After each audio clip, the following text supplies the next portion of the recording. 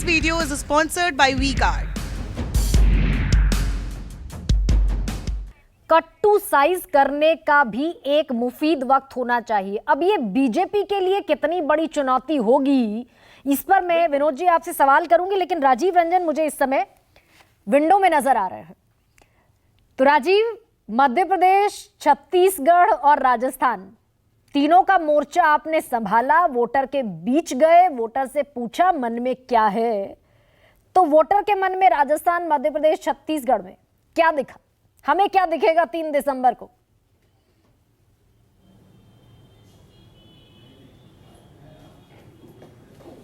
देखिए, वैसे गरिमा मैं छत्तीसगढ़ तो नहीं गया, मध्य प्रदेश और राजस्थान में ही ज्यादा रहा, और अब मैं हैदराबाद आ गया हूँ, तेलंगाना।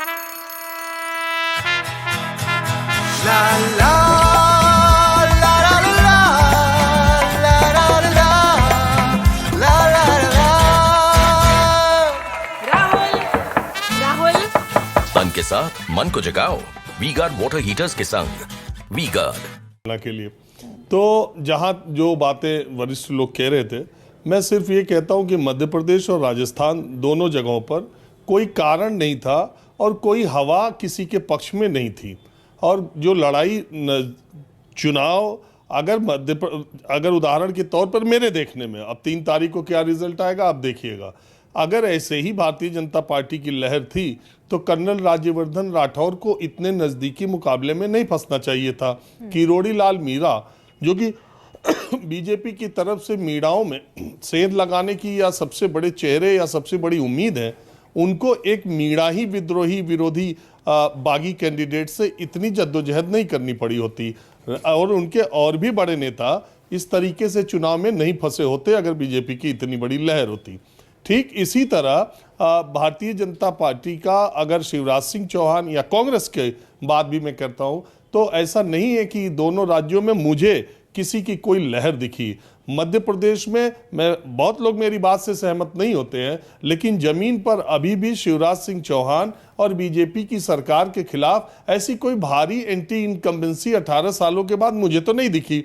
और लेकिन एक फैक्टर था फटीग, एक थकावट वाली बात थी कि 18 साल हो चुके, अब दूसरे को मौका देखते हैं। दूसरी, मध्य प्रदेश में जो बड़ी चीज मुझे दिखाई दी वो 30 साल से नीचे के युवाओं का एक आक्रोश था, क्योंकि पिछले 15-16 वर्षों में वहाँ नौकरियों को लेकर के सरकार पर बड़े सवाल उठे। अभी हाल ही में एक पटवारियों का एग्जाम हुआ था, आपने देखा, एक ही सेंटर से ऊपर के 7-8 चयनित अभ्यर्थी थे। तो ऐसी वो ये आरोप जो लगा, ये युवाओं का जो आक्रोश था, भर्तियां निकली तो रिजल्ट नहीं आई, नहीं, वो आक्रोश मुझे लगा बीजेपी पर थोड़ा भारी पड़ा। और किसानों को जो कर्ज माफी का वायदा कांग्रेस ने किया, वो मध्य प्रदेश में मुझे दिखाई दिया कि उसके पक्ष में जाता है।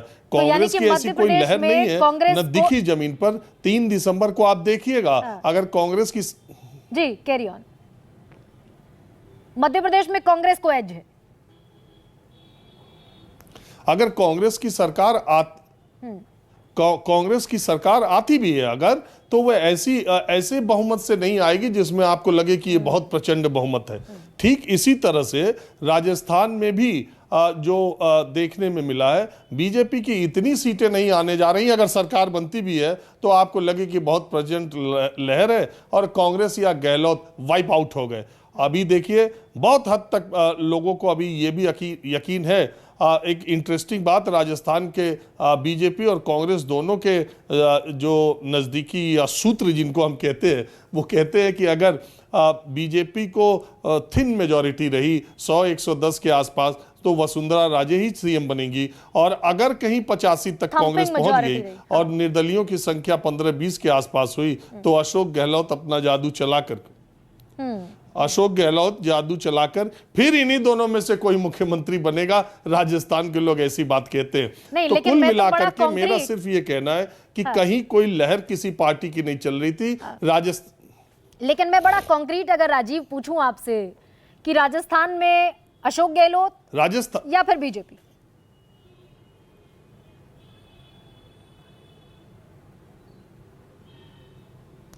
नहीं, वही मैं कह रहा था ना, जिस तरीके से मध्य प्रदेश में थकावट वाला फैक्टर था, उसी तरह से राजस्थान में जो बीजेपी का सबसे सबल पक्ष रहा, जो सबसे मजबूत पक्ष रहा, वो ये कि वहां के आम लोगों के दिमाग में ये बात कि 5 साल में रोटी पलट जाती है।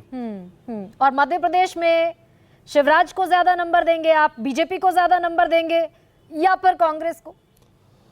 और छत्तीसगढ़ का भी लगे हाथ बता दीजिए। नहीं, मैं तो हमेशा से कहता हूं कि कांग्रेस को 2018 के इर्द गिर्द ही ये चुनाव परिणाम होंगे। सीटों का अंतर हो सकता है कांग्रेस बीजेपी में थोड़ा ज़्यादा हो जाए, और कांग्रेस बड़ी पार्टी के तौर पर मुझे ऐसा लगता है कि मध्य प्रदेश में उसको एज है। उसके कारण मैंने 3 आपको बताए। पहली बात एक ओपीएस, दूसरी बात किसानों की कर्ज माफ़ी, तीसरी जो युवाओं के बीच आक्रोश, और चौथी 18 साल के बाद एक थकावट का फैक्टर। वो कोई कांग्रेस की लहर नहीं थी। इन चीज़ों की वजह से मुझे कांग्रेस का पलड़ा थोड़ा भारी दिखाई देता है, और राजस्थान में बीजेपी का पलड़ा इसलिए भारी दिखाई देता है कि वहाँ के लोग ये मानते हैं कि 5 साल में सरकार बदल जाती है। तो अभी 3 तारीख तक हमें इंतजार करना होगा। दोनों मुख्यमंत्रियों ने अपनी लोक लुभावन योजनाओं से इस चुनाव को एक तरह से सस्पेंस अगर आप कहें तो बनाने में वो कामयाब रहे। This video is sponsored by WeGuard.